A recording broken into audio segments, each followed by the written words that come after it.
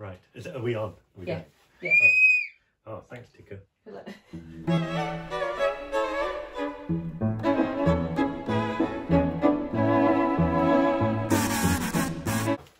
Thank you. I mean, I think we set out to just keep people entertained and smiling, and I think we wanted to be really interactive, which is why we made the jukebox request-based thing, so that it wasn't just us sort of shouting into a void. It became increasingly more important as the project went on that what we were doing reflected the mood of the general world. Yes, which was not always so smiley. I think as racial tensions mounted and loneliness mounted, I think we wanted to respond to that through the music. It wasn't all, you know, fun and games, but we also wanted to be silly and have some release for the two of us as well.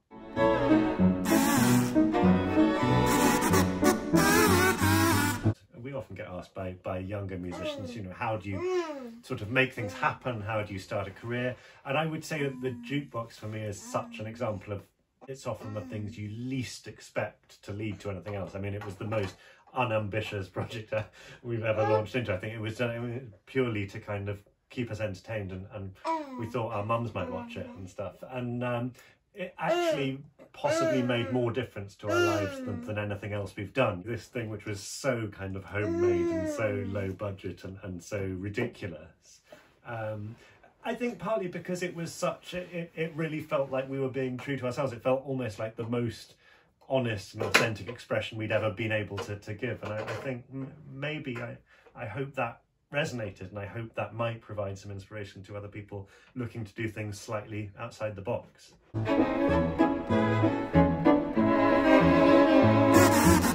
Also speaking to challenges, not only of the project in its early iteration, but then subsequent iterations, you know, recording the album, finding time to sort of continue the jukebox. Not that Tico is a challenge, but certainly raising a child while trying to be a musician is very challenging, as proven by this video. We just, here he is. Yeah, we've gotten, I would say, a lot better at multitasking. We've gotten faster at doing things more efficiently. We've also gone totally bonkers. I would say the grant from the RPS and Harriet's just, has allowed us to carry the spirit of the jukebox forward in ways both very tangible and ways yet to be discovered. It has given us a bit of freedom to continue programming the way that we want to, and in a way that feels meaningful, to be able to continue bringing together musicians that we love and we believe in, whether they're far along in their careers or in the early stages, and just giving us a bit more wiggle room in terms of putting on things that we really believe in, rather than slotting into preformed boxes to put bums on seats. Yeah. I think we really found we learned a huge amount through the Jukebox project, which we could take forward, not only in that format, but also particularly to our work with Kaleidoscope Chamber Collective, in our sort of trying to be more forward-thinking and open-minded about programming and about the way we connect with audiences. So I think that's been a huge kind of learning experience.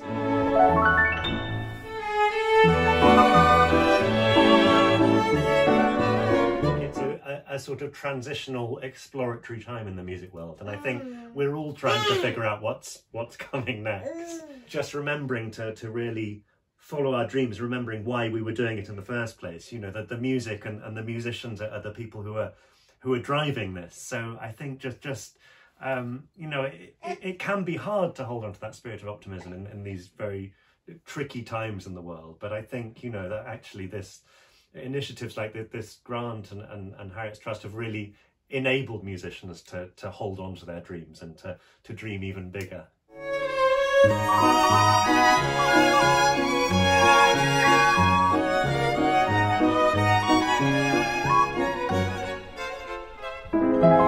Some principles that really became quite highlighted during the pandemic and through subsequent months and years of work have been the importance of really staying true to your beliefs, which I know is the thing that everyone says, but we say all the time that our JukeBox project was the thing that we felt we were our most authentic selves in. And I hope that that carried forward into our album, into subsequent concerts and projects that we've dreamt up.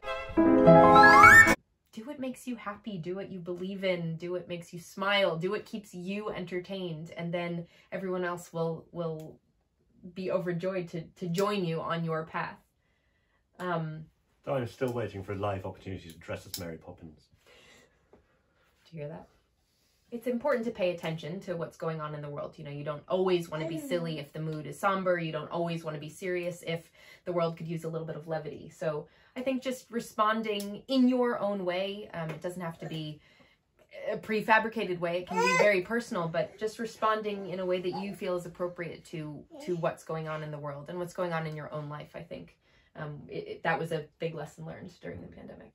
I also learned a lot about just forgiving myself for imperfections, or sort of balancing expectations of myself versus gratitude. That's something I learned in yoga teacher training, actually.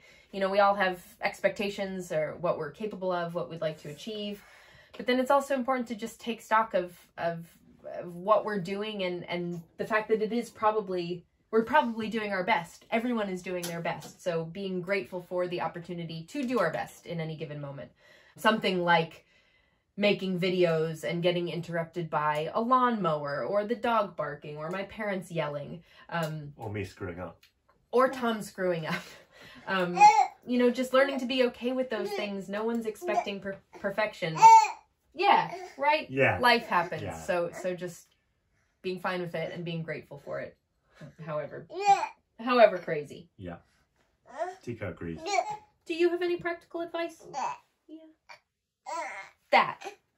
I think one of the big things about social media, and we all know this, but we often forget it, is that it somehow has a habit of making everyone else's life look easier than one's own. Does ours look super easy?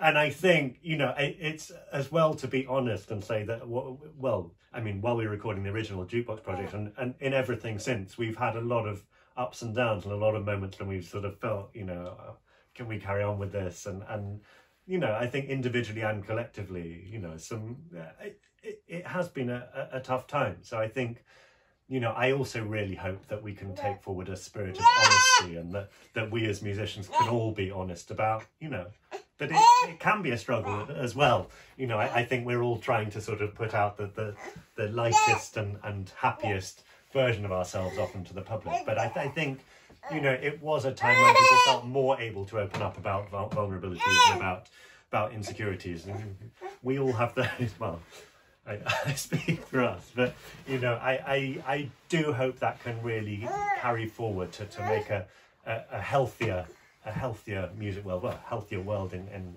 general. Yeah, I know what Tico has seen. I know what Tico wants. Is it this? Was this what you saw? Oh. Trade? Yeah.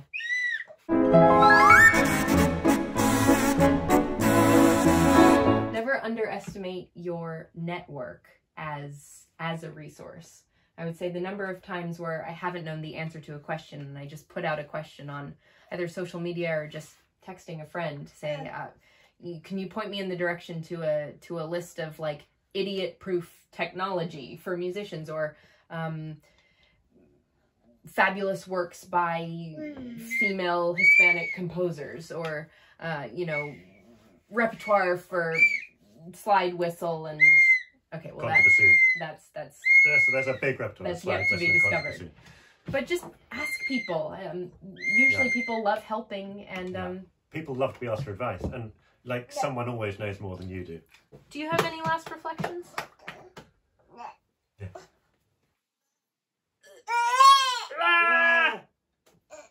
Okay. Great. Great.